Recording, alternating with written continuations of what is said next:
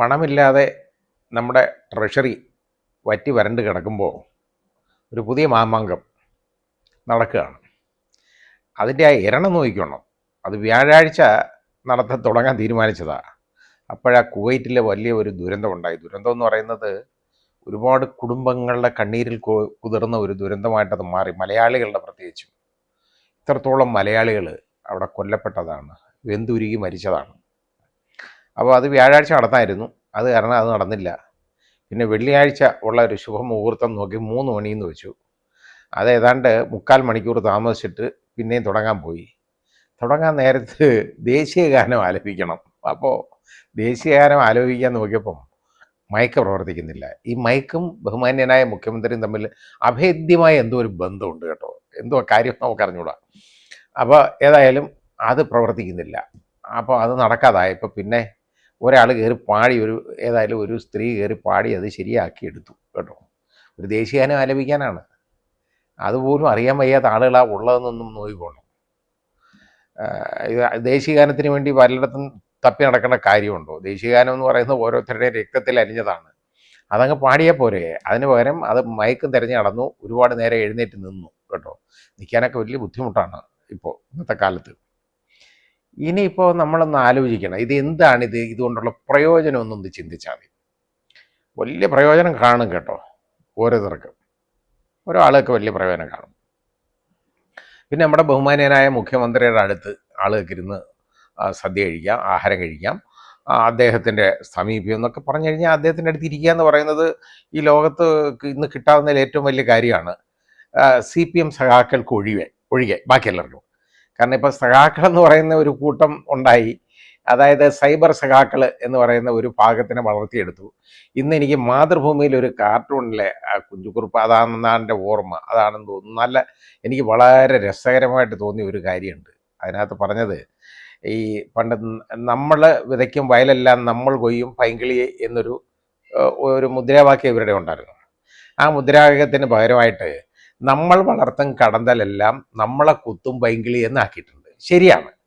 ഇപ്പോൾ കാരണം ഇത് തിരിച്ചറിഞ്ഞു തുടങ്ങി ആളുകൾ. ഈ നേതൃത്വത്തിൻ്റെ വീഴ്ചകളും പ്രത്യേകിച്ച് നമ്മുടെ കാരണഭൂതൻ എന്ന് വിശേഷിപ്പിക്കപ്പെടുന്ന നമ്മുടെ ബഹുമാന്യനായ മുഖ്യമന്ത്രിയുടെ ഭാഗത്ത് ഉള്ള പോരായ്മകളുമൊക്കെ ഇപ്പോൾ താഴെ അണികൾ മനസ്സിലാക്കി തുടങ്ങിയിട്ടുള്ളതാണ്. അവർ പ്രതികരിക്കാൻ തുടങ്ങി. നേതൃത്വമാറ്റമാണ്. പക്ഷേ നേതൃത്വമാറ്റം ഒന്ന് ചുമ്മാ ഇരിക്കാനേ നോക്കൂ. അദ്ദേഹം ഇനി എന്ത് ചെയ്താലും ശരി, ഒഴിയുന്ന പ്രശ്നമേ ഇല്ലെന്ന് പറഞ്ഞിട്ടുണ്ട് കേട്ടോ. ഇത് വിജയമൊന്നുമല്ല, പരാജയമൊന്നുമല്ല, വലിയ വിജയമാണെന്നാണെന്ന് അദ്ദേഹം പ്രഖ്യാപിച്ചത്. കണക്കെ ഉത്തരിച്ചിട്ട് ഇത്ര വോട്ടുകൾ കൂടി, ഇത്ര മറ്റവർക്ക് ഇത്ര കൂടി, അപ്പോൾ അതിങ്ങനെ കൂടും. അതായത് പണ്ട് ഒരു മന്ത്രി പറഞ്ഞ മാതിരി അവിടെ കൂടിയ അന്താരാഷ്ട്ര തലത്തിൽ വില കൂടിക്കഴിഞ്ഞാൽ വില കുറഞ്ഞു കഴിയുമ്പോൾ അത് ഇവിടെ കൂടുമല്ലോ. അപ്പോൾ ഇവിടെ അത് കുറയണം, പക്ഷേ ഇവിടെ കൂടും എന്നൊക്കെയുള്ള ഒരു രീതി പറഞ്ഞതുപോലെ തന്നെയാണ് അദ്ദേഹത്തിൻ്റെ കണക്കുകൾ വന്നത് കേട്ടോ. അത് ഈ അധികാര സ്ഥാനത്തിരിക്കുന്നവർക്ക് ഈ സൈസ് കണക്കുകൾ എന്ന് പറയുന്നത് നല്ല കാണപ്പാടമാണ്. അപ്പോൾ ഇനി അതെല്ലാം കഴിഞ്ഞതിന് ശേഷം ഈ കേരള സഭ ഇതൊന്നും നിർത്തത്തില്ല. കാരണം ഇവിടെ ചെലവ് എങ്ങനെയെങ്കിലും പണം ചെലവായിലേക്ക് പോകണമല്ലോ. അതാണ് ചെലവാക്കുക എന്നല്ല, ചെലവായിപ്പോയി എന്ന് പറയുന്നത് ചെലവായിലേക്ക് പോയെന്നുള്ളതാണ്. ആ രീതിയിലേക്ക് പോകണം. അതാണ് കാരണം. ഇത് കൊണ്ട് എന്താ പ്രയോജനം? ഇതുകൊണ്ട് ആർക്ക് ഇന്ന് വരെ എന്ത് പ്രയോജനം ഉണ്ടായിട്ട്? ഏതെങ്കിലും പ്രവാസി സഹോദരന് അല്ലെ സഹോദരിക്ക് ഇതുമൂലം എന്തെങ്കിലും നേട്ടം ഉണ്ടായിട്ടുണ്ടോ? എത്രത്തോളം തിരിച്ചടികൾ പ്രവാസികൾ നേരിടുന്നു എന്നൊന്ന് ആലോചിച്ച് നോക്കിയുള്ളൂ.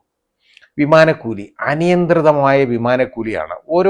അതായത് എന്തെങ്കിലും വന്നു കഴിഞ്ഞാൽ ഒന്നിലൊരു പെരുന്നാൾ വരും, അല്ലെ ഓണം വരും, അല്ലെ ദീപാവലി വരും, ഇതുപോലെ അല്ലെ ക്രിസ്മസ് വരും, ന്യൂ ഇയർ വരും.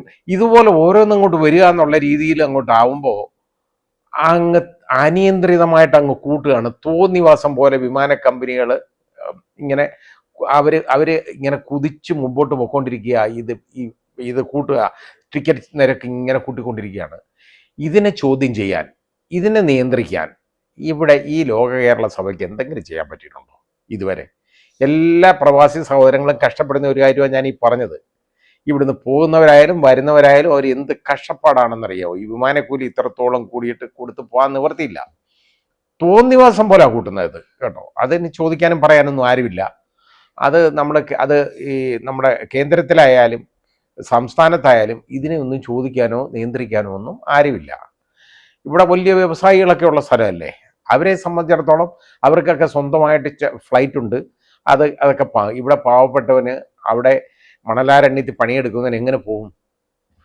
ഒരേ ഒരു നാട്, അതായത് ഒരു പ്രത്യേകതയുണ്ട്. അതായത് ഈ ലോകത്ത് വേറെ ഒരു നാടും ഇങ്ങനെ കാണുമെന്ന് എനിക്ക് തോന്നുന്നില്ല. എന്താ ജോലി എന്ന് ചോദിച്ചു കഴിഞ്ഞാൽ ദുബായിലാന്ന് പറയും.